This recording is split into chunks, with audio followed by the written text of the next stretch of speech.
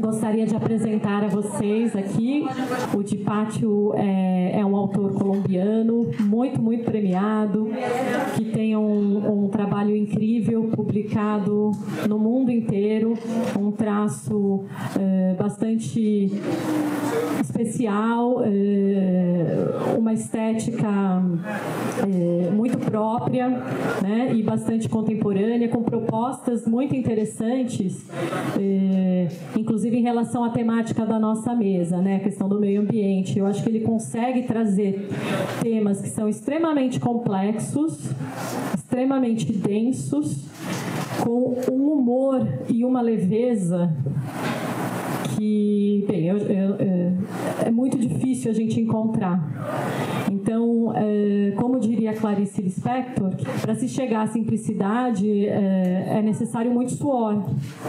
E eu acho que é exatamente isso que a gente encontra no trabalho como um todo do Dipátio, uma simplicidade brilhante para comunicar questões extremamente complexas e profundas da nossa sociedade, inclusive o meio ambiente.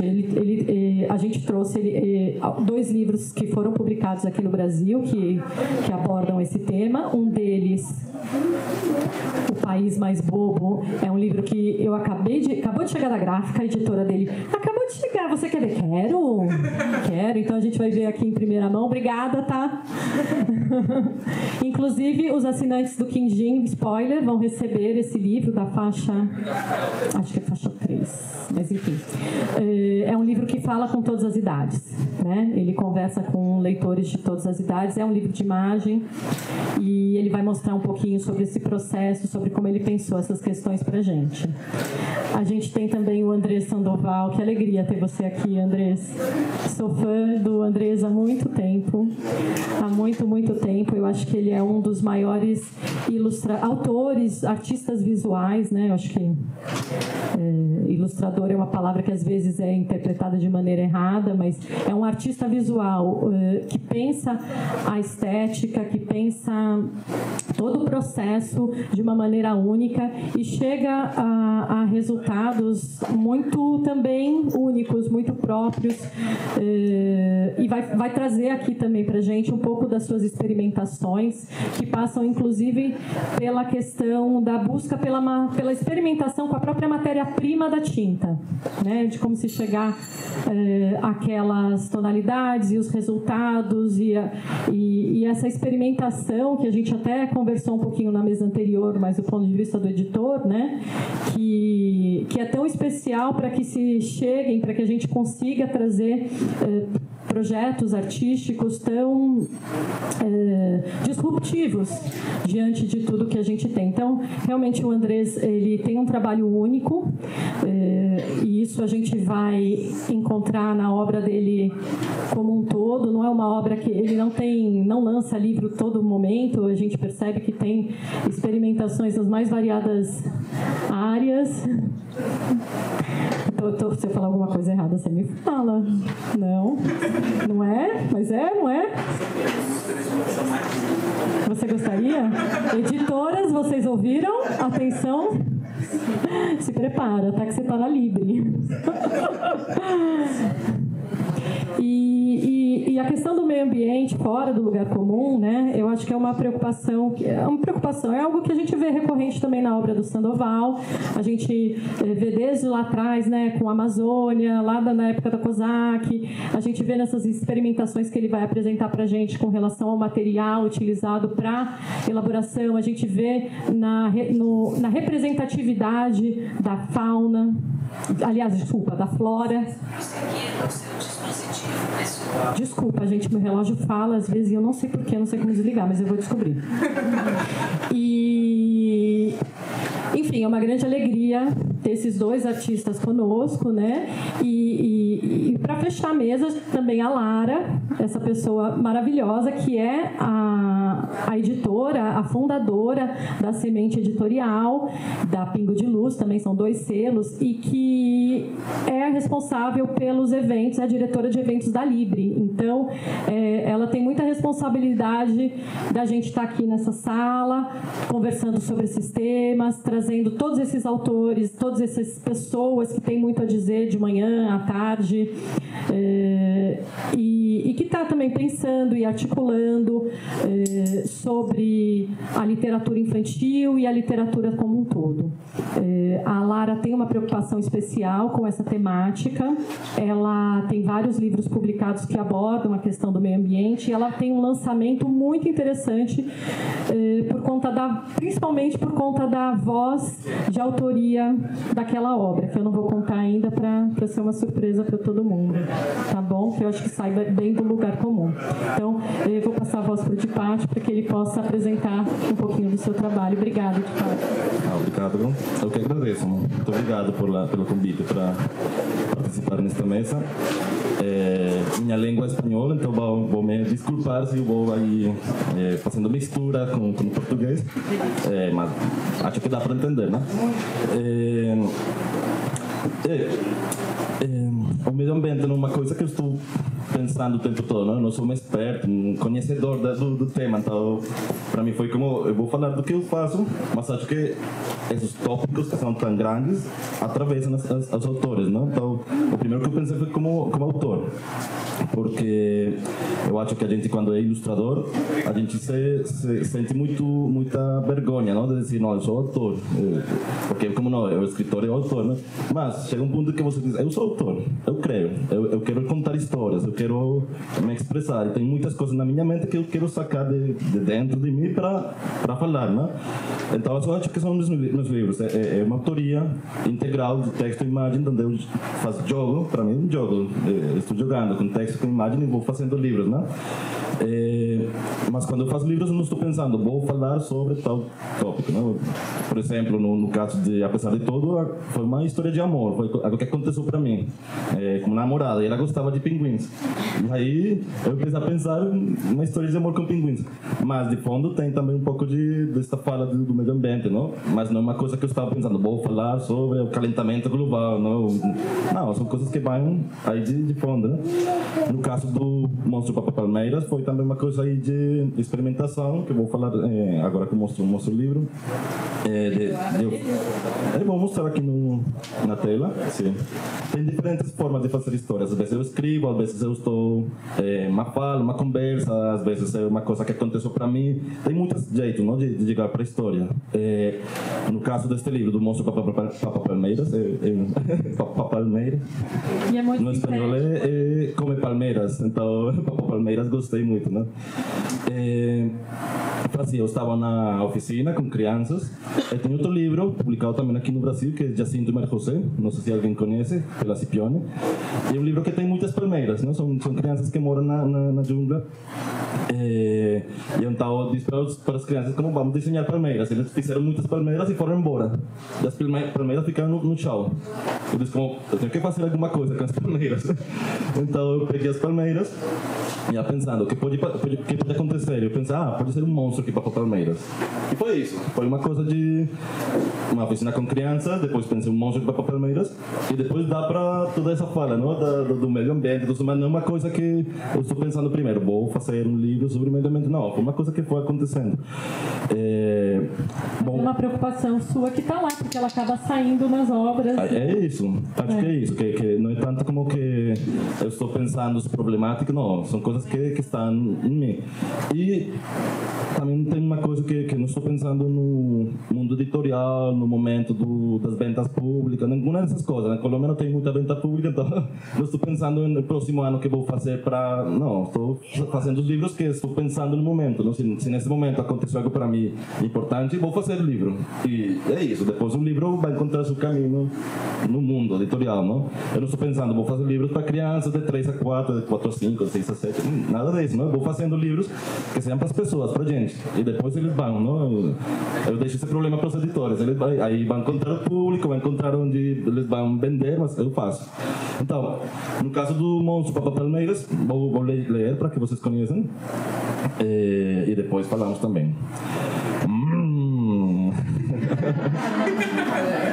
O Monstro Papa Palmeiras come todo tipo de palmeira, de todas as cores e de todos os sabores. O monstro papa as palmeiras. Ele as devora. Ele as traga. Mas o que ele mais aprecia, esse tal monstro com palmeiras, é quando as palmeiras deixam de ser palmeiras. E ele pode vendê-las. Disso ele gosta muito. Muitíssimo. Esse tal monstro para palmeiras. E é isso. Obrigado, muito obrigado. Então, muitas vezes eu não penso muito na leitura do livro quando estou fazendo, mas tem livros que eu empiezo a pensar, porque tem essa relação com o público é legal, quando você pode fazer brincadeira, não? Quando você pode fazer... Tem um livro meu, o primeiro livro que eu fiz é O Animal Mais Feroz, e quando eu faço com crianças, eles brincam, é uma coisa muito legal, então eu gosto muito dessa ideia da interlocução. Né? E é muito legal isso, porque é uma dimensão que as pessoas pouco falam do livro infantil. Porque o livro infantil é palavra, é imagem, é objeto, mas é também a fala, porque ele, em geral, ele é lido em voz alta. Sim. Então, foi muito legal te ver interpretar, porque assim, eu li e reli esse livro 50 vezes. Uma porque a gente mandou pelo Quindim, né? E outra porque as minhas filhas adoram. Legal. Então, eu adorei o tom que você...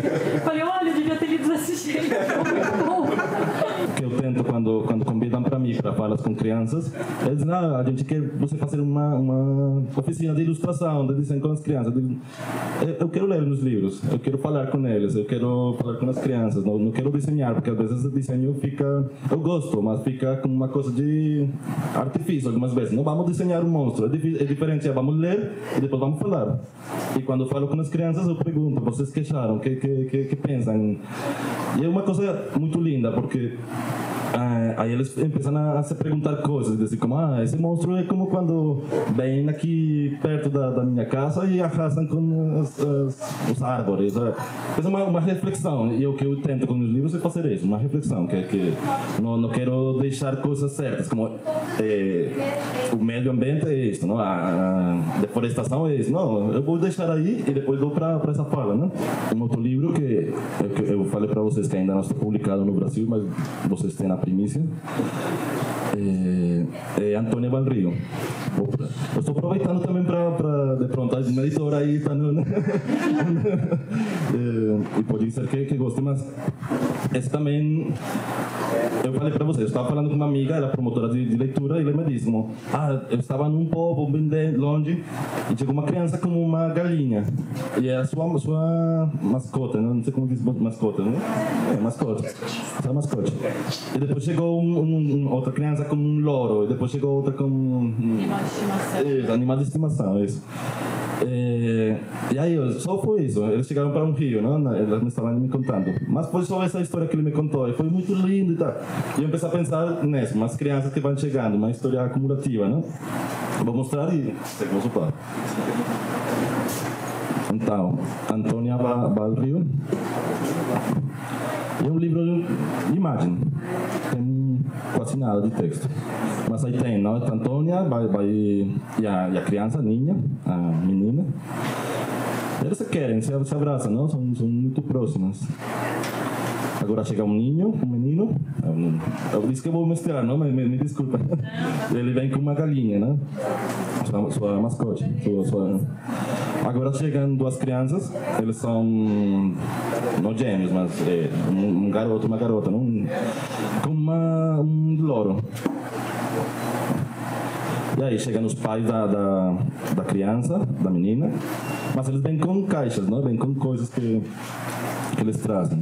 Aí as crianças estão jogando, Depois vem a mãe o familiar do menino, também com coisas, né? E depois vem os familiares dos meninos. E chega um barco. Agora, eles vão subindo para esse barco e atravessam o rio, né? E agora eles vão pela jungla, pela selva. um Brasil longo, você vai ver que vai começar a escurecer, não? Está fazendo de tarde. E aí eles têm que seguir seu caminho porque está escurecendo, mas a criança está dizendo: Antônia, Antônia, Antônia. E aí, os adultos têm que seguir, não? Está ficando de noite, as crianças vão consolar ele. E estão fazendo carona, pedindo carona, e a gente consegue carona e baba para a cidade. E aí, termina. Então, o primeiro é isso. Eu pensei num jogo de acumulação de pessoas que vão chegando para o Rio. Mas depois, aqui tem uma coisa que, tanto no Brasil como na Colômbia, acontece que temos a população negra mais importante da Latinoamérica. Cuba, Colômbia e Brasil são os países que têm uma população muito importante afrodescendente, né? Então, as três comunidades que têm mais problemáticas sociais na Colômbia são os indígenas, os afrodescendentes, os campesinos, as pessoas que trabalham no campo. Agora, falando da questão do meio ambiente, você vai dizer: mas não tem nada a ver com o meio ambiente. Tem tudo a ver, mas por quê? Porque na Colômbia a principal problemática que temos tido por muitos anos é o narcotráfico, né? É uma coisa de uma planta que ao final virou uma coisa muito forte para o país, não? Uma coisa de violência, de desplaçamento. Depois da Síria, Colômbia é o segundo país com mais desplaçamento forçado. 6 milhões de pessoas que tiveram que deixar sua casa. Então, são falas que eu não posso não ter, não? Eu posso falar de livros mais engraçados, mas eu acho que também tenho que dar essa conversa, não? Tenho que deixar essa conversa para as crianças, para os adultos também. Tá? E é isso. Então, esse livro tem, para mim, o humor é importante. Todos os meus livros, acho que tem peinados engraçados, tem personagens que estão o tempo todo aí também, jogando, assim. Mas esse humor vai ajudando para levar uma temática que fala de perda, fala de muitas coisas, né? Então é isso. Um pouco para conhecer esse livro. Porque... sim, tem muitas coisas simbólicas também. O barco, ao princípio, tinha outro nome, que tinha a ver com a banda de rock de meu irmão. Mas eu depois fui para uma exposição de um fotógrafo de Colômbia, fotógrafo de periodismo.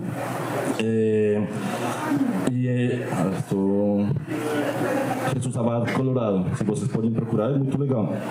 E é a história da guerra em Colômbia, não? A história tudo isso, da guerra entre paramilitares. Temos 3 exércitos lá, não? Paramilitares, guerrilla e exército nacional, não?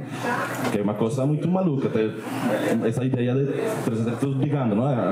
Vai melhorando o assunto, mas ainda é uma coisa forte. Eu fui para a exposição de fotografia e encontrei esse barco, que é um barco grande, com o nome Niño Chévere. Niño é como menino e Chévere como legal, não? Foi um barco que eles tiveram uma guerra entre paramilitares e guerrilha. Guerrilha? Não sei como é isso. E a gente teve que ir embora. Foi uma massacre forte. E tem muitas massacres na Colômbia. Tive que ir embora e o barco que traz de volta para seu lugar foi o Niño Chévere. Então diz como tem um senso tudo que o Niño Chévere é o barco que vai trazer ele de volta, né? Mas é uma leitura que poucas pessoas vão entender. Mas eu gosto de ter essas diferentes camadas de leitura, não? Como de interpretação de leitores também. Então é isso. Acho que tem essas coisas aí de fundo, que não é como eu estou falando precisamente de temática, mas estão aí, não? E é isso também, essa é uma característica, pelo menos do pouco que eu conheço das suas obras, né? São obras que dialogam com leitores de diferentes idades, né? Diferentes repertórios. Então, essa questão da camada relacionada ao repertório está muito presente, né? É uma história de amor, é o que aconteceu para mim. Mas tem também toda essa ideia de pinguins. Então tem muitos leitores adultos que gostam muito do livro para dar para outro adulto, não? Uma coisa foi um frisson aqui no Brasil quando saiu. Gostou muito, sim. Não eu, todo mundo, né? Sim. Pelo menos o pessoal da literatura infantil, todo mundo teve Legal, legal. Fico muito feliz. Eu estou muito feliz no Brasil. Eu tive uma recepção muito legal. Então, eu sinto que flui. Então, vou ler. Eu vou ler em espanhol. Dá para entender, sim. Porque para traduzir vai ser uma bagunça. Estando solo, te encontré. No sé si te encontré yo a ti o tú a mí. Pero decidimos caminar juntos. Conocernos, disfrutar, vivir. Y aunque aparecieron las adversidades, juntos las afrontamos, tratando de escapar de ellas. No siempre es fácil escapar. A veces es más difícil de lo que creemos. Y todo se rompe. Y nos distanciamos. Y nos perdemos. Pero, a pesar de todo, la valentía, la perseverancia, la paciencia y la resistencia nos llevan adelante, a lograr lo que deseamos, a luchar por lo que amamos, a amar las luchas, a seguir juntos, juntos a pesar de todo.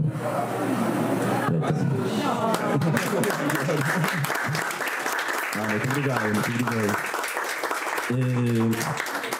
E foi isso, eu tive esse namoro, a gente se distanciou, ela morava na Europa, ok? Eu fiz um livro pensando em vamos retornar, e depois retornou, depois terminamos. Não foi tão feliz, não foi tão apesar de tudo. Mas eu fiz o livro nesse momento, né? Nessa conversa com ele, nessa ideia de ficar juntos. Então o livro foi mais pensado nisso, mas tem esta outra ideia, não, dos pinguins. Quando eu sabia que ela gostava dos pinguins, então eu pensei o universo dos pinguins.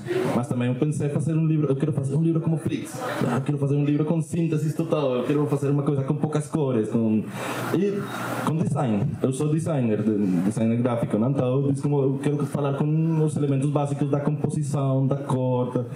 Então eu tinha essa ideia de tipo de livro que eu queria fazer, e acho que o livro foi dando. Ele mesmo foi falando e deu esta conversa também com o meio ambiente, não? Com a ideia do calentamento global, do sol, não? Como às vezes me dizem, mas o amarelo nunca. Às vezes falando dos centros do cor, não? O verde é esperança, o vermelho, o negro é má, é ruim, poucas coisas que eu digo, não, amarelo aqui pode ser ruim, não? Amarelo aqui pode ser que vai fazer bagunça, que vai fazer. É isso, acho que a cor também tem esta conversa com os leitores e gosto também dessa ideia de romper com algumas coisas que também tem que ver com o colonial, com o que a gente tem, que dizem que para gente que é ruim, não? Então... Muito mais sensação do que simbolismo, né? Sim. Até porque é um amarelo meio frio, né? Tem isso, sim. Mas é isso que você falava, um livro que eu não estou pensando, vou fazer um livro para crianças. Eu estou fazendo um livro, eu vou fazer livro e depois pode ser que as crianças curtem. Mas eu acho que eles curtem porque são livros que eu estou pensando para a gente toda, para os públicos todos. Eu estou pensando que eles vão gostar dos pinguins, que são engraçados, que estão num mundo aí que eu inventei. Tá? É isso, eu quando faço livros eu estou pensando em um público aberto, não estou pensando em crianças de várias idades. E já para fechar, vamos ver o livro que está de lançamento aqui. Estamos aqui fazendo com a Kaikai, com minha editora. Chegou anteontem, não? Chegou da imprenta, então está aqui novinho aqui no Paraty, então para que vocês conheçam. E uma coisa engraçada, porque também faz um mês mais ou menos eu fiz Bocas, fiz o lançamento de Bocas, e são 2 livros de imagem, mas são 2 livros que eu fiz faz 5 anos, 6 anos, faz tempo, mas são publicados pela primeira vez aqui no Brasil. Então legal, acho que às vezes a gente está pensando num tópico, ou não num tópico, está pensando coisas faz 6 anos e são publicadas agora, né? Então também às vezes a conversa com as temáticas não é uma coisa de vou fazer um livro agora para tal coisa que está acontecendo agora. Às vezes são coisas que o Moço Papão Palmeiras acho que durou uns 9 anos que eu fiz fiz sem publicar. E depois eu refiz e depois foi publicado. E assim eu faço com os livros, eles vão devagar. Eu não faço muitos livros tampouco. Eu faço 1, 2 livros por ano, 3 às vezes, porque eu vou com o tempo, vou devagar, vou fazendo, não tenho a pressa de fazer.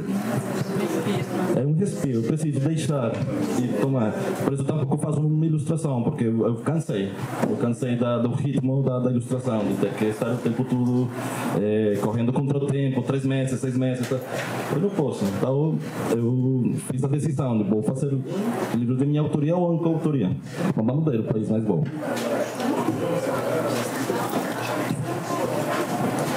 Não vou ler, vou só mostrar.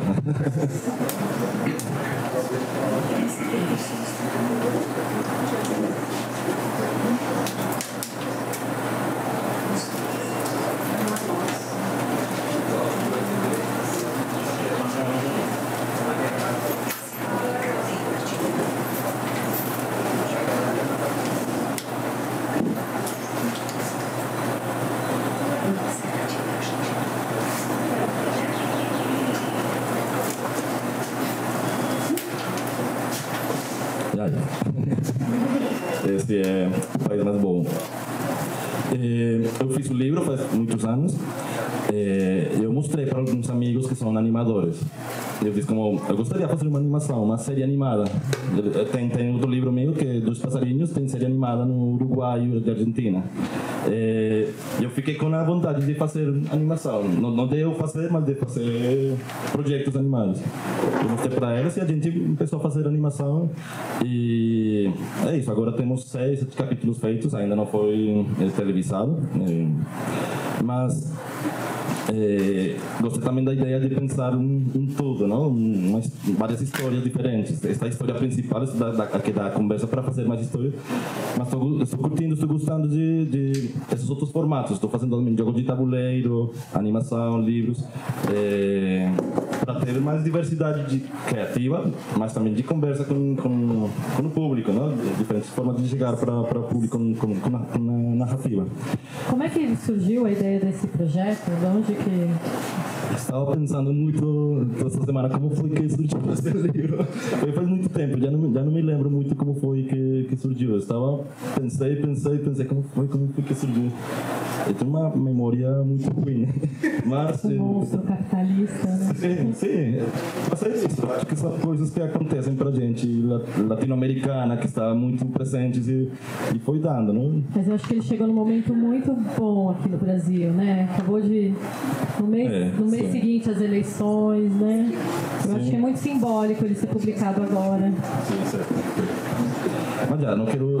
Acho que dá para fechar um pouco. Não, acho que tem alguns pontos assim, muito interessantes. Tem a questão da alegoria, né? Tem a questão da simplicidade. E é interessante o processo criativo, né? Ele não vai de uma maneira funcional, né? Ele acontece de maneira... Porque são as preocupações que a gente conversou, né? Então na sua maneira estrutural de pensar, de ser e tudo mais. Lindo, foi alegria compartilhar, ler o País Mais Bom, né? Eu tinha visto por conta do clube, mas os sons da plateia dizem tudo, né? Eu lembro que começou como um desenho de uma... Sempre esqueço o nome da ardilha. Esquilo. Isso, esquilo. Estou procurando que também fala espanhol, né? Esquilo. Eu fiz o desenho, depois foi virando história, não? Mas na outra foi uma conversa, não? A Antônia Valrio foi uma conversa. Apesar de tudo, foi algo que aconteceu para mim. Eu mostro para Palmeiras foi uma oficina com crianças. Então, acho que os processos criativos são uma coisa que vai interna, não? Que a gente vai fazendo e o livro vai saindo, não? Algo que estou pensando, o próximo ano do que eu vou falar, o próximo ano vai falar para mim, não? O livro vai chegar, a temática vai chegar. E o humor é muito poderoso, né? O humor, ele bem utilizado, né? Assim, ele é uma ferramenta de crítica social extremamente poderosa e muito pouco utilizada, eu acho, assim. Se a gente vê, eu estava ouvindo até um episódio do Mano a Mano, entrevistando o Gregório do Vivier, ele estava falando sobre isso. Achei super interessante, porque ele fala, o Bolsonaro lá fazendo aquelas piadinhas, é disso que ele se alimentou, né? Fazendo aquelas piadinhas toscas, que a gente fica extremamente ofendido, né? Mas que aquele tiozão do churrasco acha o máximo e acha graça e ele vira o mito, né? Então essa questão do humor, mas realmente é uma arte, né? Eu quando tento contar piada, eu sou uma lástima. Eu também. Né? Mas, prefiro desenhar. Continue. Amo esse livro. Comprei. Tenho na minha sala, se eu pudesse eu moldurava. A sala do meu filho está moldurada. Que legal, obrigado. Esse projeto é engraçado, que eu acho que nesse tema do meio ambiente, a minha relação... eu estava preocupado na hora de desenvolver esse livro. Isso é um convite, vamos começar assim, uma editora que chama Patológico. Ela faz guias de cidades pelo mundo e escolheu um ilustrador daqui do Brasil para desenhar a sua própria cidade, no caso é São Paulo. E esse mapa é um mapa que, enfim, de cidades europeias e tudo, então uma coisa pequena, tem uma escala assim. Então eu me vi numa situação muito difícil de desenhar São Paulo, né, com essa população gigante, uma megalópole, né, e ter que explicar nessa situação de mapa a cidade. E eu acho que e fiz assim de uma forma muito intuitiva. Eu tinha que decidir os lugares para contar e fui fazendo isso muito abertamente. Tinha temas ligados à arquitetura, cidade e tal, e sempre me interessei pela situação geográfica de São Paulo, os rios e tal. Então, eu acho que assim, dentro desse tema do meio ambiente, esse mapa, eu escolhi mostrar esse projeto porque ele me reconectou com as plantas e com a paisagem de São Paulo de outra maneira, né? Enfim, eu parei de fazer essa divisão, né? A cidade cinza e o campo lá fora e não sei o que, sabe? Então, a chuva vem para São Paulo, o centro-oeste está aqui, está lá, né? No caso, né? São Paulo. Então, eu reconhecer o Cerrado, reconhecer a paisagem também de São Paulo, da Mata Atlântica, esse encontro de plantas, né? Então, isso aqui, na verdade, é uma simplificação da cidade mesmo. Esse desenho parece uma paisagem genérica, mas é São Paulo. Então, é como se fosse um lugar antes da nossa chegada, né, branca, né, com essa situação dos rios. E você pode reconhecer o espigão da Paulista. Deixa eu ver se tem um mousezinho aqui. Aí, esse espigão da Paulista, indicando o Jaraguá, ele fica na mesma orientação. Aqui tem um pouco o centro histórico nessa montanha. Então, comecei a estudar isso. E junto com essas pesquisas, eu comecei a procurar as plantas que me interessavam. O urucum, o genipapo, a castanha, o louco, a gameleira branca, uma série de plantas que eu tinha vontade de estar perto, de conversar, né? Estar ali, ver a situação dela, a rua que ela estava. Então, isso também foi crescendo essa conexão, né, com a cidade. Então, eu achei esse urucum, por exemplo, e essa é uma pesquisa que está ainda em andamento.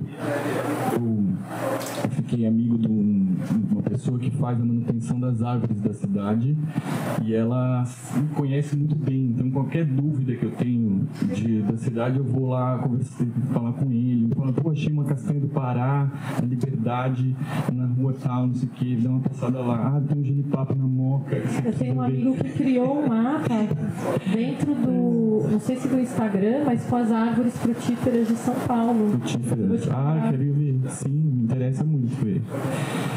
Pois é, e aí aqui está mais ou menos a ideia, o que eu acabei montando da cidade. Então, meu plano era tentar definir esses limites da cidade, né, pelas montanhas, né, ao norte e ao sul, entender também de onde vem a água que que a gente bebe, então coloquei esse complexo de represas, né, na região sul, na Serra da Cantareira lá em cima, também uma das nossas primeiras mananciais, e tentei fazer esse desenho de cabeça, né, que foram vários desenhos também, não sei se eu tenho aqui alguns.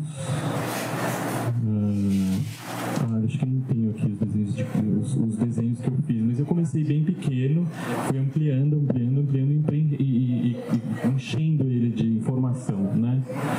Mas então você reconhece também, né? Porque você tem que escolher. Nossa. São Paulo é terrível, né? Isso, pois é, esses limites. Então, as minhas escolhas, então o Jaraguá bem presente, o mapa já vai montando, né? Então tem aquela espécie de uma cratera aqui, uma cratera que me interessava mostrar aqui, tem o Jaraguá para cá, o Copan, que é onde eu moro. Então eu fui montando aqui nesse verso do mapa tem esses 12 lugares e eu fui então montando. Então o estudo da topografia é que me deu mais trabalho. Então isso é como um corte aí da situação geográfica da cidade, né, com a posição dos lugares ali, o Tietê, né, o Pinheiros vindo da Serra do Mar, o Tietê lá de Mauá, e essa situação da Paulista, né, do Espigão no meio, entre rios. Aí tem um desenho dos esposos e esses caderninhos que eu fico fazendo. Também esse dos rios, a sinuosidade do Pinheiros, né, que é um rio que era muito alagado, né, que acabou ficando retilíneo, se tornou uma espécie de um lago. O rio Pinheiros, ele é uma espécie de um lago em forma de rio, né, ele é fechado nas duas pontas e ficou assim. Então, aqui aparece melhor o pedaço que se vê o litoral, né? Também essa situação de serra que a gente está, né? Que a gente esquece. Então, acho que isso também, assim, a gente se posicionar, andar na cidade, mas sabendo, né? Que você está no alto, que você está numa serra, que você está descendo Paulista. Que o paulistano é muito ignorante. Muito. Eu percebi isso quando eu fui morar no Rio, passei 7 anos no Rio. E quando eu voltei, eu percebi que o carioca, né, tem aquela coisa, Rio, maravilha, né? E realmente ele é maravilhoso e a natureza se faz presente, o meio ambiente se mostra, você não pode ignorá-lo, né? E quando você chega em São Paulo, você tem essa cultura terrível, né, de tantos governos malufes da vida, de esconder os próprios rios. A gente não sabe que tem um rio ali embaixo, a gente não sabe que aquela ruazinha alaga porque ali tinha uma nascente, né? E eu acho que agora está tendo uma redescoberta, né, um movimento de redescoberta, mas obras como essa, né, elas são extremamente relevantes nesse movimento. E até que esse mapa já tem vários de 2000, depois eu vou checar a data, mas eu consegui marcar, por exemplo, as aldeias indígenas, consegui marcar várias coisas nele, fazer alguns comentários também mais humorísticos. É a única coisa que eu consegui botar nesse prédio, porque espetar e tirar essa bandeira horrorosa. Então, porque no fundo eu acabei escolhendo porque ele é tão forte, né? Então eu tinha que pôr, mas de um outro jeito. E eu nesse processo de decisão dos lugares, eu me interessava uma visão de fora, muito de fora, até mais longe que esse mapa, que reconhecia o Rio Paraná, enfim, toda a nossa situação de estar nas cabeceiras dos rios, e essa visão quase que você olhasse São Paulo de Buenos Aires, assim, como ele está lá em cima e vai descendo por dentro e vem para a Bacia do Prata, né? Esse é nesse lugar que está São Paulo, né? Virado para o continente e descendo, né? E a outra visão era a visão do centro, bem do centro, que eu achei que esse prédio era uma boa para marcar. E a outra é do pátio do colégio, que é um lugar do pedestre. Então, esses 12 lugares, cada um tem uma marcação específica das vistas que eu queria trazer, né, para o leitor. Então, esse desenho aqui de baixo é esse. Então, você tem aqui a cidade, né? Seria a cidade de São Paulo, Jaraguá, não sei o quê, e o Rio Paraná, que vai descendo até lá embaixo com Buenos Aires e Montevidéu, onde cada lado. O Jaraguá, né? Nossa grande referência. Aí tem meus humores um pouco estranhos, não sei, insólitos. Porque eu fazer isso porque o Jaraguá é de quartzo. Ele é um miolo de um vulcão, né? Uma coisa muito velha. E aí é interessante, não sei, querer como se abrir como se as antenas também fossem como tampinhas, não sei. Então essa é a montagem. E no caso do MASP, que foi também uma outra referência que eu achei importante, vocês podem ver nesse mapinha daqui. Aqui você tem o Rio Saracura, né, desse lado, e aqui toda a região do Bexiga. Isso aqui é o Rio Japurá, e vai descendo aqui para baixo para o Largo da Bandeira, né? Então isso para mim, essa região do Trianon e essa água ali, eu resolvi nos desenhos um pouco teatralizar esses lugares, né, todos, um com uma banana, outro, cada um de um jeito, uma tampa que sai da cidade. E o MASP é esse alagamento, essa coisa como se ele mesmo, das gárgulas. As gárgulas, se vocês sabem da arquitetura, é uma peça que sai da parede assim, que sai a água. E a Lina desenhou umas gárgulas muito lindas, não muito visíveis, no alto nesse arco, que cai a água do telhado do MASP, né? Então, e essa água cai na talvez vocês já tenham visto no espelho, aqueles espelhos d'água laterais. A água cai dessas gárgulas e por toda a parte de trás do MASP, que a gente chama de trás, mas na verdade aqui eu desenhei, seria atrás, mas tem outros patamares, como cachoeiras e lagos, né, que descem do Saracura. Então eu queria reforçar esse lado através desses desenhos e mostrar essas vertentes. Cheio de segredinhos, né? Cheio de... Porque assim, você tem que ter um repertório. Eu, por exemplo, nunca tinha reparado nas gárgulas da lateral do MASP, entendeu? E eu ficava pensando, nossa, mas por que essa cachoeira aqui? Eu morria de curiosidade para entender essa cascata. Agora eu já sei, né? Mas isso não precisa saber, né? Não precisa, mas se tem uma curiosidade. Eu fiquei tentando significar, né? Sim. Agora, uma pergunta, por que essas três cores? As três cores, são três cores que eu lido fácil, assim, uma combinação que eu uso muito, na verdade. Meu trabalho na revista Piauí, por exemplo, as esquinas, tem muito essa combinação dos verde e vermelho, especialmente, e o amarelo, às vezes. Ele dá um marrom bom, o verde é um pouco azulado, então dá uma combinação boa também. Acho que eu gosto do vermelho, não sei. Teatro oficina também, uma coisa que eu tentei fazer assim, nessa forma de línguas, como esse sim era um vulcão, né? Um vulcão ativo. Veio teatro oficina. E essa coisa inusitada que é esse meteoro que caiu no sul da cidade, que está todo habitado, né? Que tem essas montanhas, né? Que é o bairro Colônia, que é um bairro que fica dentro dessa cratera. Então, sugeri fazer as pessoas fossem visitar esse meteoro. Esse é o pássaro Saracura, se apresentando aí.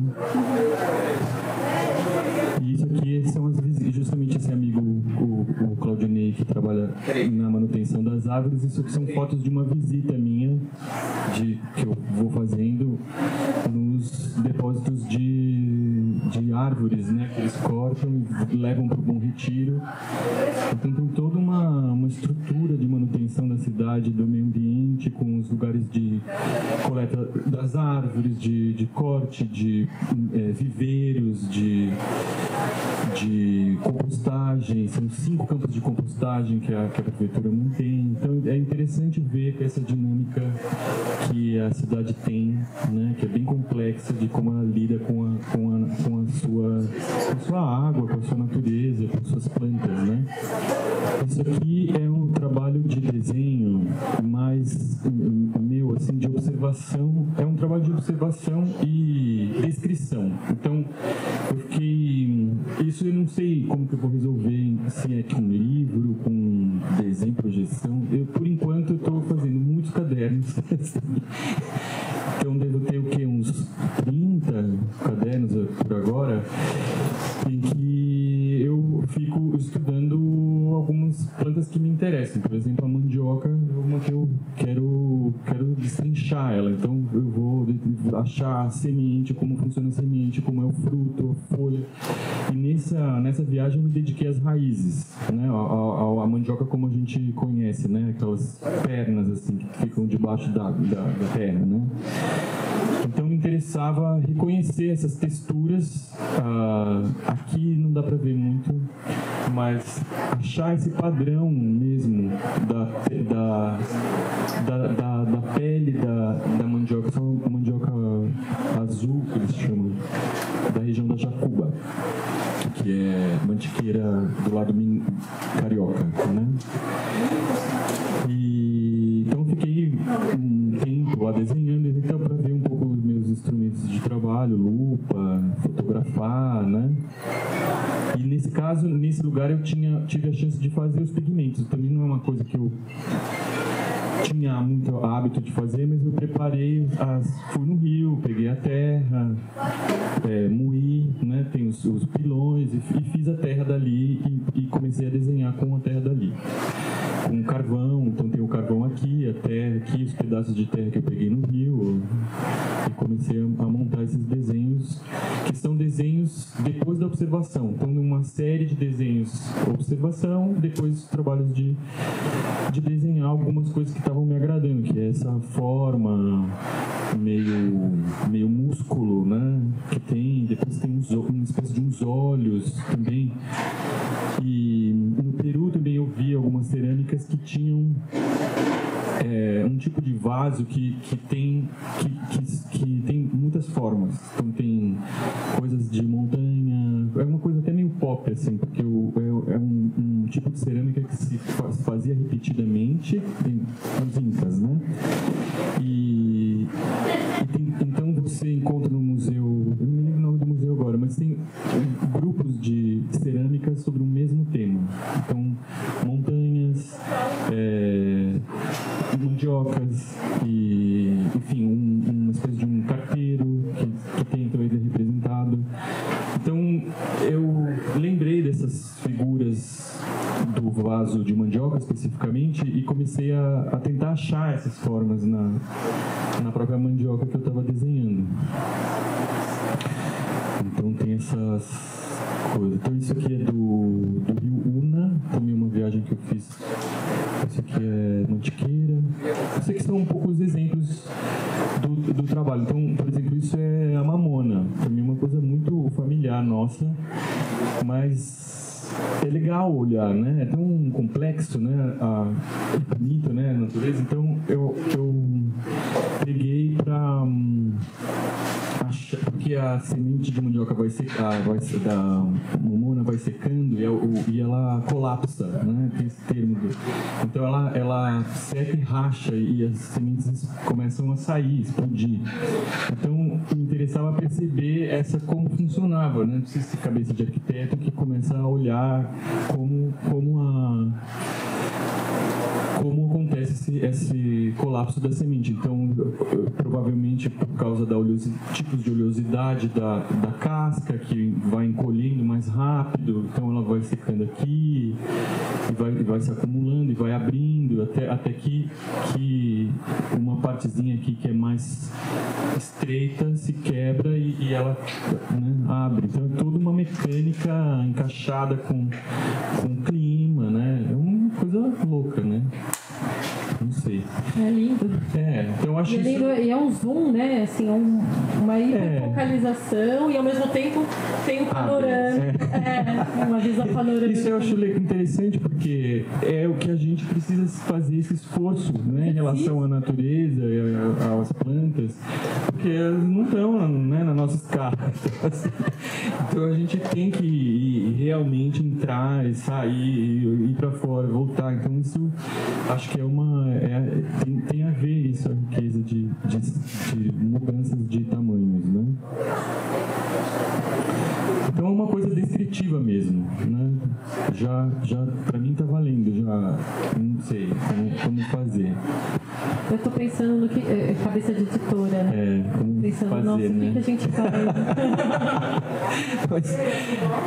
Então, isso já são desenhos que então, assim como aqueles da mandioca, são desenhos que combinam um pouco dessas estruturas.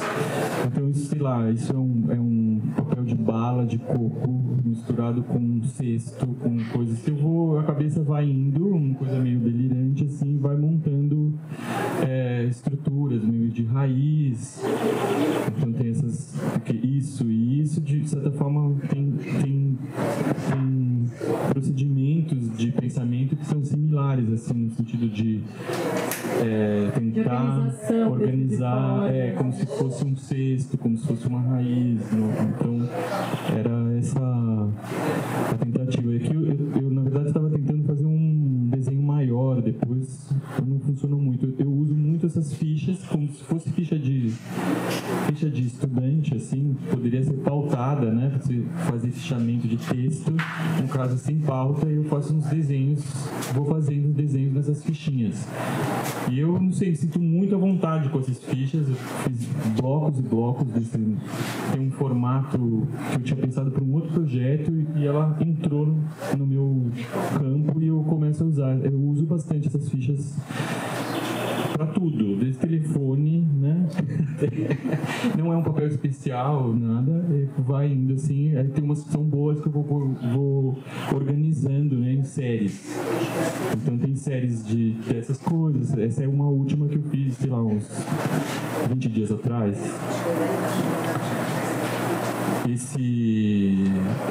Essa caneta é uma caneta nanquim, com pincel, que eu tenho usado também bastante. E é um pouco, né, a partir dessas observações eu vou remontando os desenhos. Lembrei até dos setas agora, né? Dos setas, né? É muito lindo, gente. Recentemente eu fiz um curso de oferecer um repertório gráfico para gestores culturais do projeto virtual cultural Rumos. E eu fiz esse curso junto com uma amiga nutricionista e pesquisadora de comidas e tal. E a gente armou um projeto que lidava com comida e desenho. E a gente, então, eu, na verdade, entrei na cozinha dela. Não sei se isso é uma pessoa chamada Nid Rigo, que é uma cozinheira uma pesquisadora, né, de alimentos, de comida.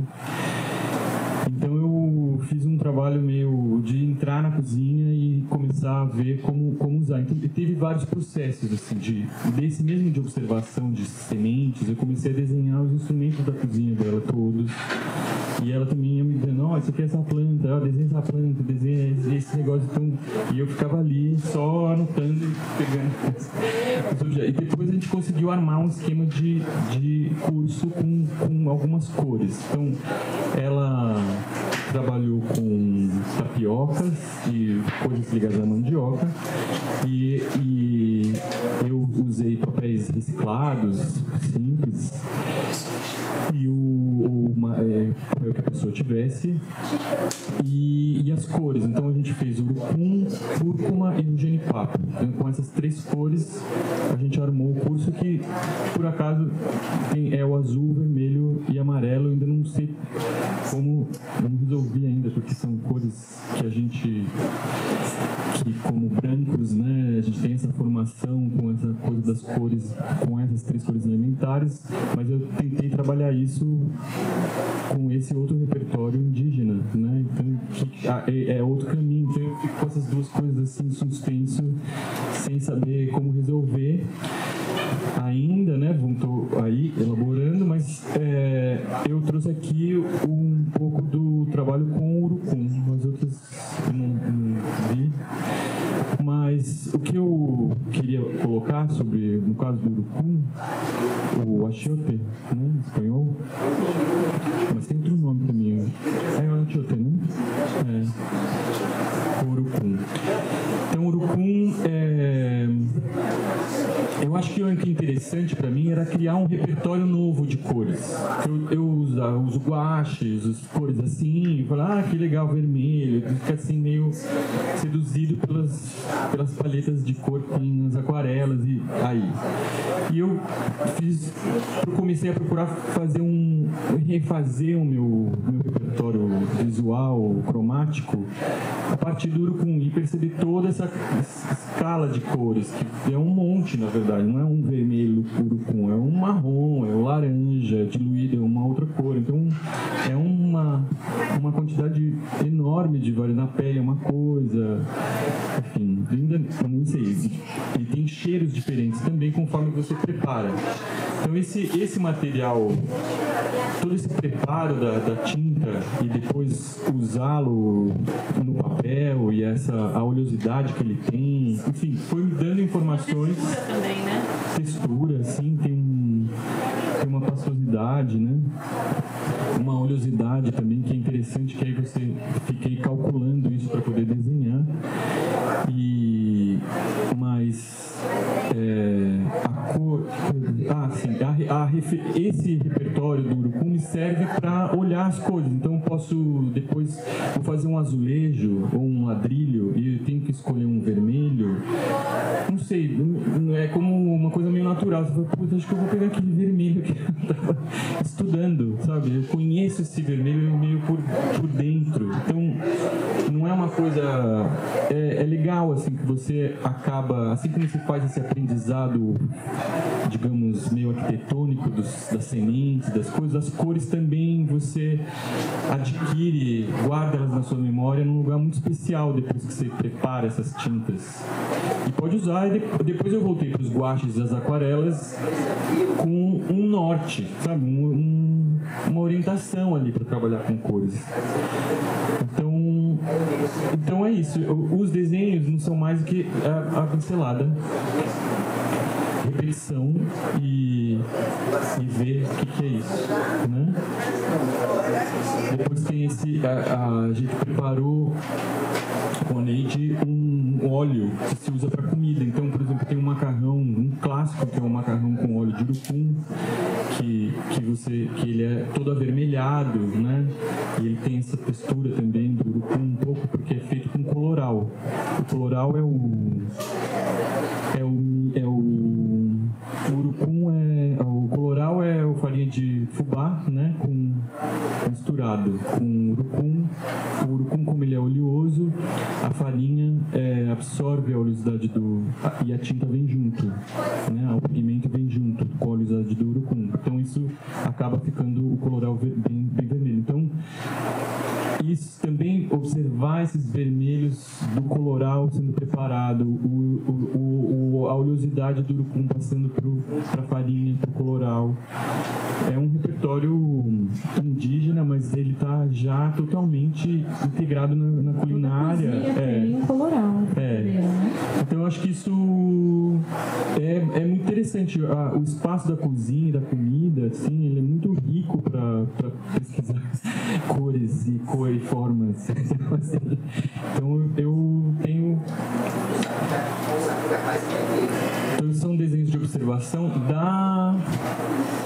não vou me lembrar o nome disso, mas o urucum você tem aquela peça principal, né, aquela bolsa principal, e dentro tem essas espécies de sementinhas, e a sementinha, ao redor da semente fica o pigmento. provas aí. Olha só, numa página você já vê a versatilidade, né? E aí eu tentei fazer uma monotipia, então aproveitando que a tinta tem essa textura e gordura, eu acabei fazendo essa superfície, deixei secar um pouquinho e fiz esse processo de carimbar, né? Então, põe o papel por cima, é uma monotipia, às vezes não dá nada, está muito seco, aí se molha, aí pelo molhado é que o negócio saiu, tá vendo?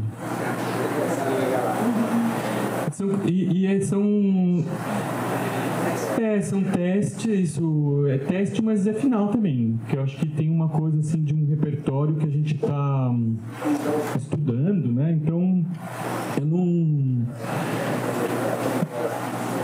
estava muito preocupado com as formas assim, também. Então, eu fazendo umas listras,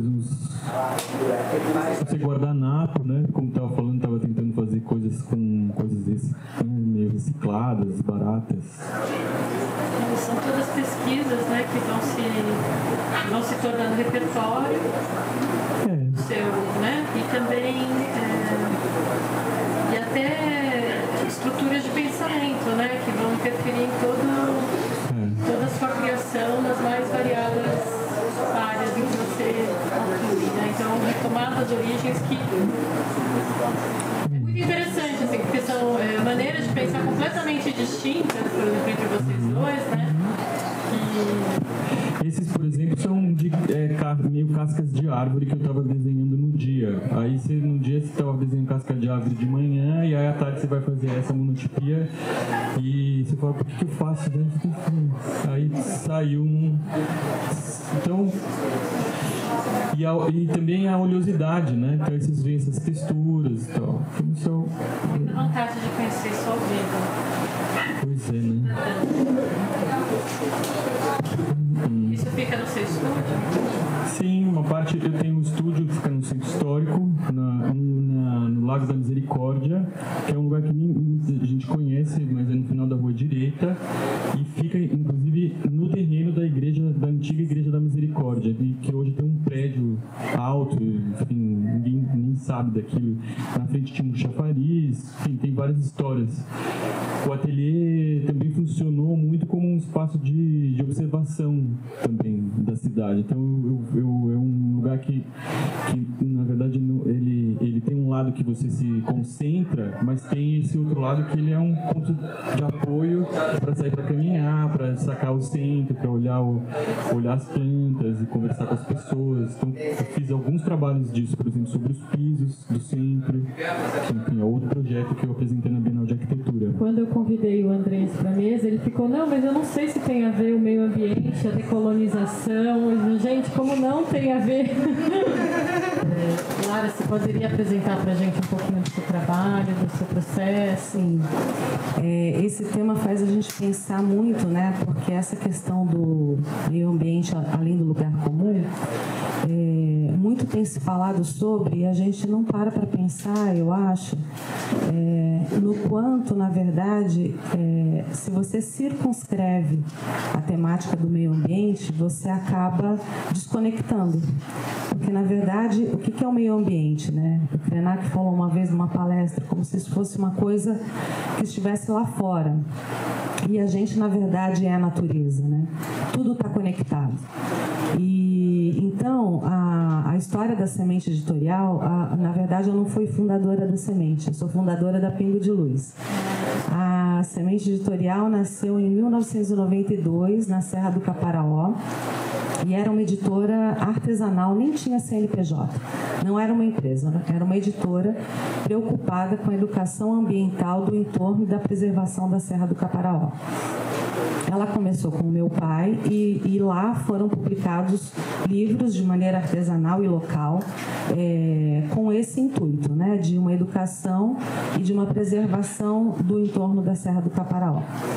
Em 2010, quando eu cheguei com a proposta de transformar isso num selo, e comecei a pensar, né, eu vinha de uma outra área, num outro momento, e vim com essa proposta de pensar num selo e, ao mesmo tempo, de trazer essa tradição que tinha sido colocada pelo meu pai, dar continuidade de alguma forma no trabalho que ele tinha começado, eu me dei conta, talvez por causa da minha trajetória e da minha bagagem, o quanto, na verdade, para você pensar no meio ambiente, na preservação da natureza, etc., o quanto, na verdade, você tem que olhar para a sua conexão com você mesmo. O quanto a questão socioemocional está relacionada com isso. Porque na medida que você está conectado com você como ser humano, na medida em que você está conectado com aquilo que é a sua essência, você passa a olhar para fora e olhar para o outro de uma outra forma. E aí essa relação começa a ganhar uma qualidade. Então, os primeiros títulos que eu publiquei quando eu cheguei e transformei isso numa empresa, em 2010, inclusive não era literatura infantil e juvenil, literatura de não ficção e literatura contemporânea, tinha muito esse viés de livros de não ficção ligados a Gestalt, psicologia, arte-terapia, temas holísticos que de alguma forma tivessem essa proposta de trazer essa conexão. Assim como os poucos títulos que a gente tem de literatura contemporânea, porque a gente publica pouco também, eram ligados de alguma forma com a arte, com o autoconhecimento, enfim, sempre esse viés. Quando em 2013 eu publiquei o primeiro livro de literatura infantil e juvenil, na verdade, eu não pensava, eu nunca tinha pensado, como foi falado na mesa anterior, né? Eu não me imaginava publicando infantil porque é caro, porque é difícil colocar no mercado, porque, enfim, é um outro universo, né? Mas foi uma coisa que aconteceu. A primeira publicação caiu no meu colo como um presente e acabou abrindo um caminho inesperado que veio, talvez até ligado a essa fundação lá atrás, veio florescendo e veio acontecendo de uma maneira muito espontânea. Até 2019 eu não tinha a menor noção do que era uma venda pública e como chegar lá. E foi um caminho que foi naturalmente se construindo e eu acho que eu fui me construindo e me encontrando como editora à medida que esse caminho foi vindo ao meu encontro.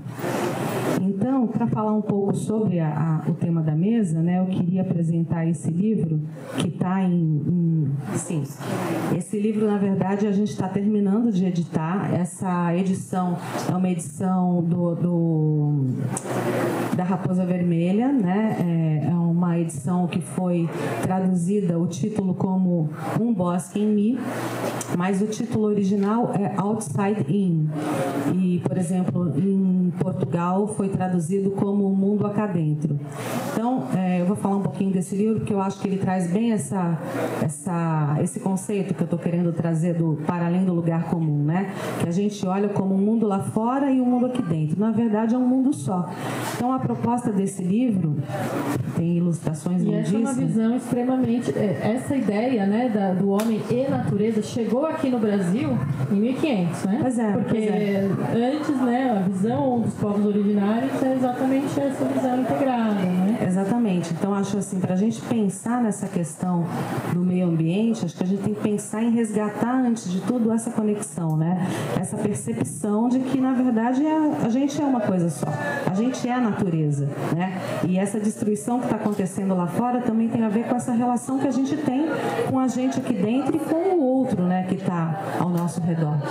E esse livro aqui, eu acho que ele é um bom exemplo, porque a tradução, né, se eu for pensar, assim, são várias possibilidades, porque a narrativa é uma narrativa construída em cima de metáforas. Então, até uma tradução difícil, a gente vem pensando muito sobre, teve vários olhares, inclusive, e eu estava com muita dúvida sobre que título colocar. E eu acabei resolvendo manter o que está mais próximo do original, que é o mundo lá de fora aqui dentro.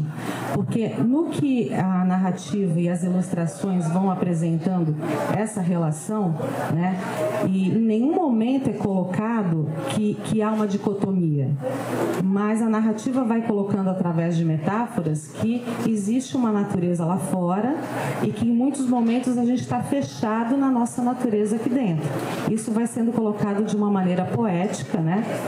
E o tempo todo esse mundo lá fora vai chamando, vai sensibilizando, né, a protagonista, que na verdade é uma figura que não tem nome, é uma menina, e vai surpreendendo essa menina com os raios de sol que atravessam a janela, né, com a magia de uma borboleta,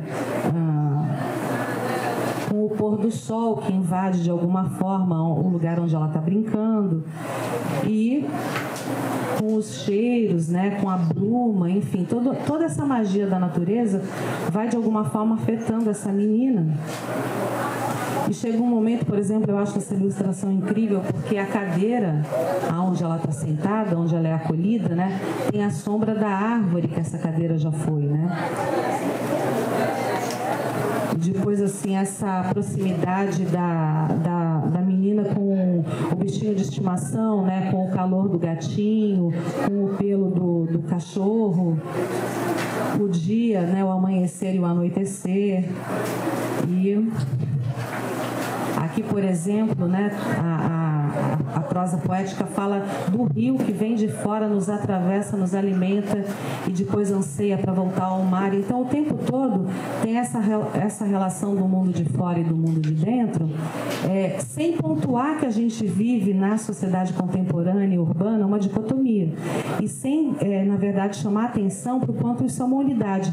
Mas, à medida que a gente vai lendo e que a gente vai olhando para essas imagens, a minha percepção enquanto editora foi sentir esse chamado, né? Sentir esse chamado dessa natureza que é incrível, que é exuberante e que reverbera aqui dentro.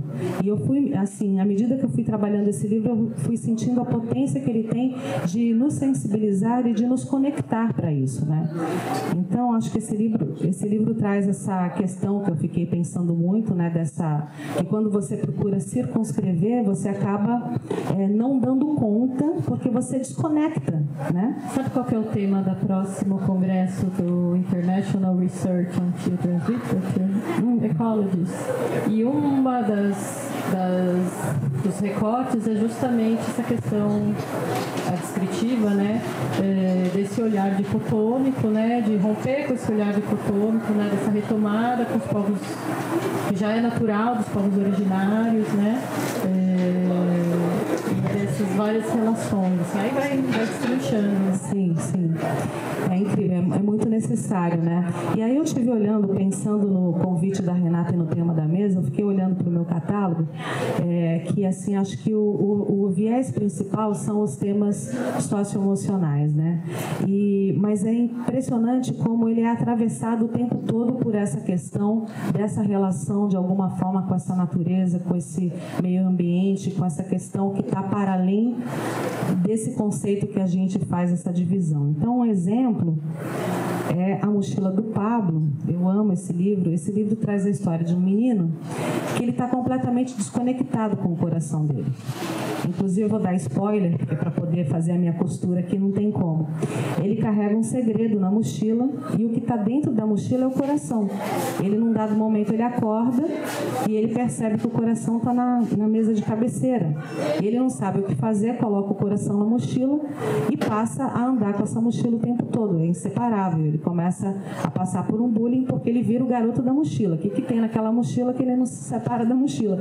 É que ele não sabe o que fazer, né? Eles têm a percepção de que o coração é importante para a vida dele, mas ele não sabe o que fazer com aquela situação.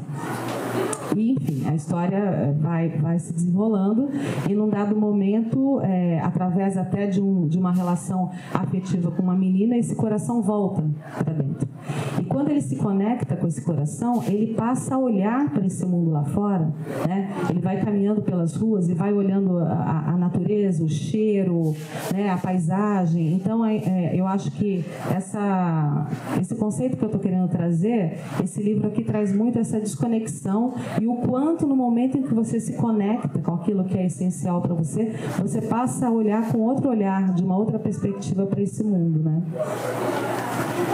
Um outro título que eu acho que traz também essa questão, que inclusive saiu pelo Clube Quindim, é o De Onde Nascem as Flores, né? Que traz justamente uma menina que está conectada, na verdade, ela é toda uma autenticidade, ela é diferente, ela é autêntica, e na medida em que ela, na verdade, se coloca no mundo, na medida que ela vai crescendo, as pessoas começam a olhar com uma estranheza para ela, porque ela é diferente, porque saem flores dos poros da protagonista. E ela começa a se deparar com o espanto do outro face à sua autenticidade. E no momento em que ela tem que fazer um mergulho, né, que ela busca uma resposta e faz um mergulho dentro de si para buscar essa conexão que o Pablo tinha perdido também, porque na intenção de parecer com o outro, de se igualar com esse mundo lá fora, com esses conceitos, com esses padrões, ela acaba se desconectando. E aí ela entristece, ela murcha. E quando ela vai buscar de volta essa conexão, ela entra dentro da raiz de uma árvore. E através da raiz dessa árvore, do tronco dessa árvore, ela vai lá nas suas profundezas, né? E acaba encontrando suas sombras. Enfim, tem uma parte da narrativa, segura para mim, por favor, que vira inclusive uma parte do livro que é um livro de imagem em quadrinhos, né? Bem silencioso, né? Então ela começa a buscar essa resposta, aproxima. Na imagem anterior tem uma árvore e ela vai se aproximando e ela entra. E aí ela começa a buscar por essa autenticidade que ela tinha deixado perdido pelo caminho, né? E é um caminho que é espinhoso, que tem sombras e tal, e ela vai, né, uma narrativa silenciosa até que ela encontra de novo aquela flor, né, que é essa autenticidade, que é essa natureza íntima.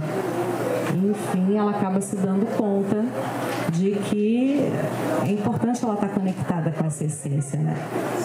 E um outro livro que eu acho que traz muito essa potência de sensibilizar o leitor de qualquer idade, inclusive não só a criança, né, para essa questão, de uma maneira muito transversal, porque não é circunscrito aqui a questão do meio ambiente, mas a história do quibo, essa é da Mariana Ruiz Johnson, é a história de um escritor, de um rinoceronte escritor.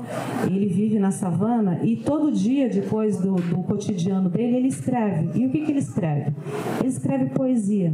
Ele escreve as impressões dele, né? A observação dele da natureza, do zumbido do pôr do sol, do zumbido das cores da savana e tal. E num dado momento, tem uma personagem, que é a garça, que olha para aquilo que ele escreveu e se dá conta que ele escreveu um livro. Então, essa garça, como se fosse uma editora, ela vem e costura as páginas desse diário. A gente até fez uma costura aparente aqui para dialogar, né, com a história da garça, que é a editora, de certa forma. E ela leva esse livro para o mundo. E esse livro vai circulando, né? Ele chega no Polo Sul, ele chega do outro lado do mundo. E o que é interessante trazer para essa questão é que essa sensibilidade do quibo com o meio ambiente dele, esse sentimento de pertencimento que ele tem com o entorno dele, acaba sendo levado até a savana. E cada personagem, cada animal que tem acesso ao livro, se reconecta com aquela savana, né? Que tem o leão, que originalmente era dessa savana, e quando ele lê o livro, ele vive na cidade e ele tem aquele momento de resgate desse sentimento, até chegar lá no Polo Sul. E aí tem uma cena incrível aqui, uma imagem incrível, deixa eu botar aqui por último, porque a gente não tem muito tempo. Eu acho linda essa imagem, porque o urso está no Polo Sul, né, e é um cenário de gelo.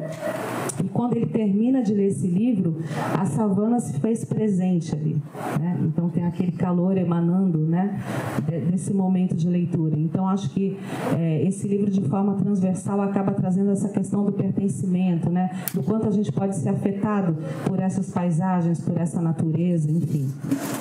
É interessante como cada um traz uma visão, né, das suas questões, das suas angústias, dos seus processos, né, e você como editora também, né, uma vez que você faz a edição, a proposta para os autores, a curadoria, né, e essa presença da visão da natureza como como um todo, né? Então não tem essa divisão do eu, do homem da natureza, ou dos aspectos psicológicos e da natureza.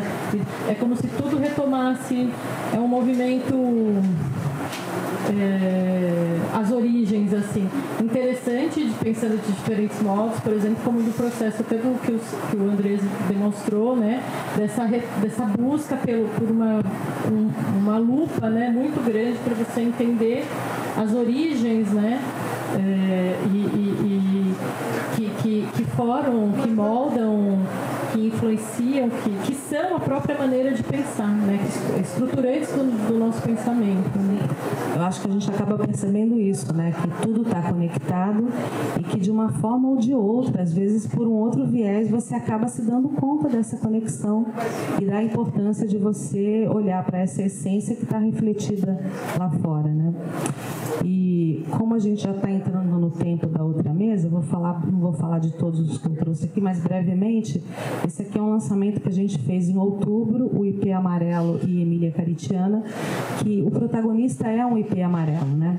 E essa história foi inspirada na história de um poste de luz na cidade de Rondônia, era um poste de luz de madeira que voltou a florescer. Isso aconteceu, está na internet, e a autora, que é uma pesquisadora sobre a Amazônia, questões ambientais e tal, se inspirou nessa história e ela queria muito falar dessa relação do parentesco, né, do indígena, o quanto para o indígena nós somos todos parentes e não só nós, seres humanos, mas a natureza, né? Eu ia falar isso também, dessa questão que está muito presente nas narrativas indígenas, né? Que eu até comentei em uma outra mesa que eu levei uma vez um tapa na cara do Maurício. Que falou pra mim, que eu meio que reclamei, né? Falei, poxa, mas eu queria ler outras narrativas indígenas que não lendas, né? Ele falou, como assim lendas? Lendas pra você, cara pálida, né? E é um pouco isso, né? De enxergar as montanhas como, sim, nossos tataravós, né? Que estão na origem do que somos, né? Exatamente, acho que assim, e esse livro aqui, a autora não é indígena, né? Nem é ilustradora, mas acho que tem uma preocupação minha como editora, da mesma forma que a Cris falou da Palas da mesa anterior, sobre, no caso da literatura afrodescendente, o protagonismo negro, né? Uma preocupação de não só trazer essas narrativas, né? Essas lendas, esses mitos, mas também colocar esses personagens no centro e de uma forma universal. Então, a autora tem um trabalho legítimo e uma pesquisa em cima desse tema e queria, de alguma forma, falar sobre isso. E aí a história do IP trouxe essa inspiração e ela traz essa relação com essa menina indígena que é originária da tribo caritiana, e ela tece uma relação que o IP, né, quando ele é cortado e ele volta a florescer, que é um poste que voltou a florescer, de certa forma é um símbolo de resistência, de resiliência, né? E a menina caritiana, que é a amiga desse IP, ela também, essa tribo, ela foi praticamente extinta em 1956. E ela acabou aumentando, né, a sua população com atitudes de extrema resiliência. Então, ela tece essa relação entre a Emília e o IP, e tem algumas cenas aqui. Segura, por favor.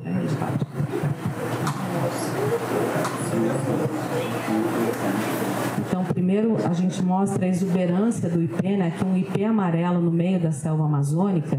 Quem já viu isso, quem já teve a oportunidade, inclusive o Gabeira foi um que relatou, que é um espetáculo. Parece que você está diante do sol no meio da natureza, né? E aí tem essa relação de afeto da menina e, num dado momento, esse IP é derrubado. Eu acho que essa cena é uma cena que impacta muito, né? Essa menina, quando chega para visitar o amigo IP, ela se depara com um buraco. E aí isso gera toda uma transformação também, né? E ela começa a buscar respostas, enfim, a história acaba. nessa cena, que eu acho essa imagem maravilhosa, que quando ela vira adolescente e sai que tem a questão também da migração, né? Quer dizer, tem uma série de camadas aqui nessa história. Tem a questão da migração meio compulsória que acontece com esses povos também.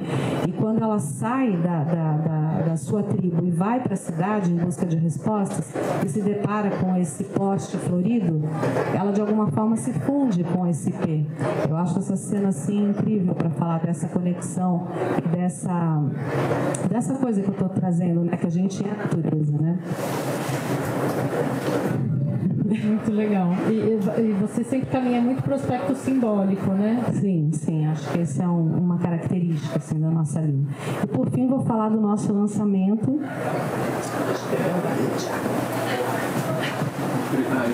Obrigada.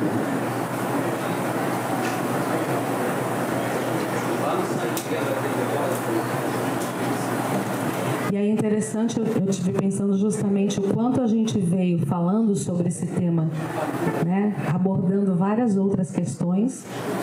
E acho que o livro mais direto e mais objetivo, né, sobre esse tema do meio ambiente, que aborda de uma maneira mais frontal, é esse livro justamente que é lançamento. Na verdade, está entrando agora no mercado. Acho que é a primeira vez que eu estou falando dele.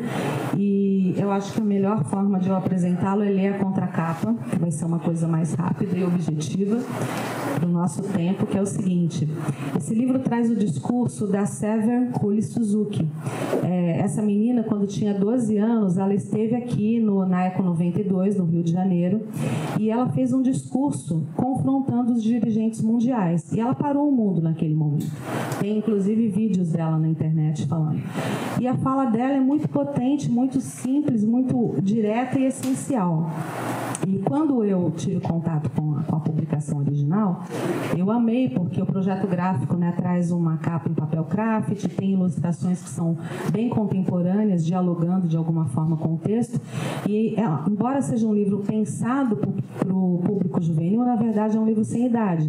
Porque quando eu li, apesar de eu ter toda essa conexão, essa história do meu pai, com esse trabalho ligado ao meio ambiente e tal, eu me senti atravessada, né, e fiquei pensando uma série de coisas. Então, é um livro pensado em termos de projeto para o público juvenil, mas, na verdade, é um livro para todos nós, né? E um trechinho da fala dela, durante esse discurso, e o discurso é comentado depois, né? É comentado pelo Alex Nogues, que é um escritor português, inclusive premiado aqui no Brasil. Diz assim: ao vir aqui hoje, não escondo minhas intenções. Estou lutando pelo meu futuro. Perder o futuro não é o mesmo que perder as eleições ou alguns pontos na Bolsa de Valores. Eu sou apenas uma menina, mas sei que fazemos parte de uma família de 5 bilhões de pessoas, na verdade, de 30 milhões de espécies. E fronteiras e governos jamais poderão mudar isso. Sei que estamos todos no mesmo barco e que se todo o dinheiro gasto com as guerras fosse usado para buscar soluções socioambientais, acabar com a pobreza e fazer acordos, a Terra seria um lugar maravilhoso. E depois o Alex comenta, né? Ele vai pegando cada trechinho desse discurso e vai comentando em cima, né? E ele chama de chaves do discurso. E acho que um recorte que me afetou bastante, e pensando na sua apresentação do Estado de São Paulo, né? Vem ao encontro de um sentimento que eu tenho desde nova, que eu quero ver o Rio Tietê despoluído. Eu ainda tenho essa esperança, né? Eu também. E ele diz assim, porque a gente é um monstro tão grande, né? Essa questão toda do meio ambiente, e às vezes a gente não sabe o que fazer. E a gente precisa fazer pequenas coisas, para que essas pequenas coisas possam virar uma massa crítica e gerar grandes mudanças, né? Então ele diz assim: concentre sua energia em proteger as florestas que ainda existem no seu entorno. Exija que o rio que atravessa sua cidade flua limpo e caudaloso. Lute com os seus pelo solo em que pisa. Converta o seu jardim, seu pátio, sua varanda em uma esperança florida. Pense de forma global, sim, mas haja de forma local. Então, eu vou fechar a apresentação com esse recado aqui do Alex. Acho que...